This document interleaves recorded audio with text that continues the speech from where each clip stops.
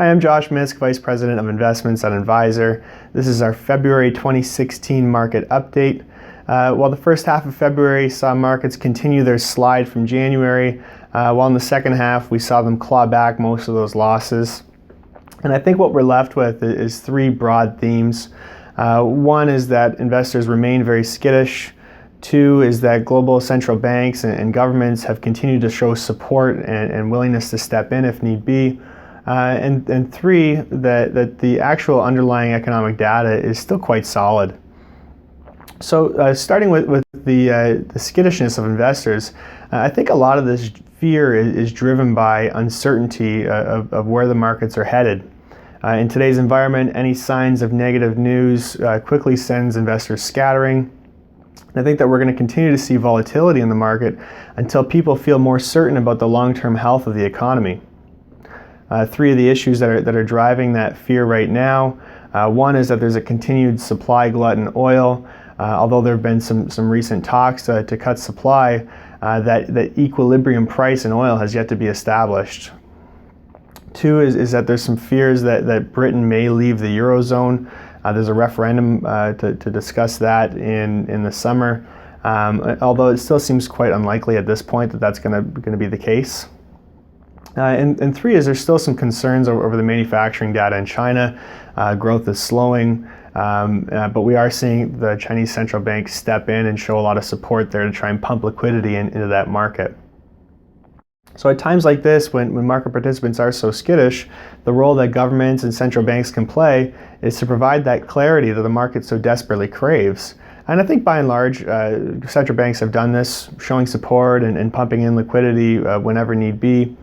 Countries like China still have a lot of ammunition to throw at that, but the well is starting to run dry for a lot of other countries.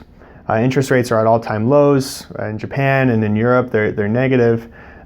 So I think what we're starting to see is attention turn away from the monetary policies where they can reduce rates and more towards fiscal policies like government spending and tax rules and whatnot. That extra spending, that reduced regulation really can create a more robust and sustainable business environment. I think during this election season in the US, market participants will be paying a lot of attention to see what the outcomes will be after the election, and that'll really drive whether or not there's going to be a favorable response or not. Now, while there still are some uncertainties, data out of the US has actually been quite solid. Core inflation, that's inflation less energy prices, is at a healthy 2.1%.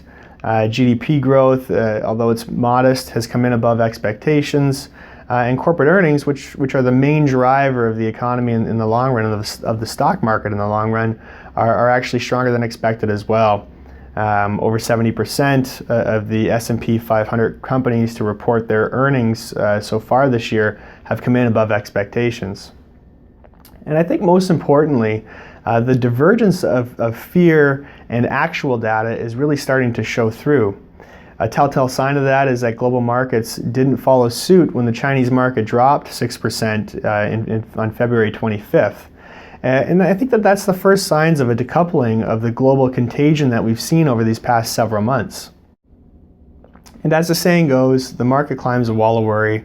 Although there are still some uncertainties out there right now, global central banks and governments have shown an ability and a willingness to quickly step in and support if need be. Now, while there may be some causes for concern, the actual underlying fundamental data has proven to be intact and it's kept us trudging along.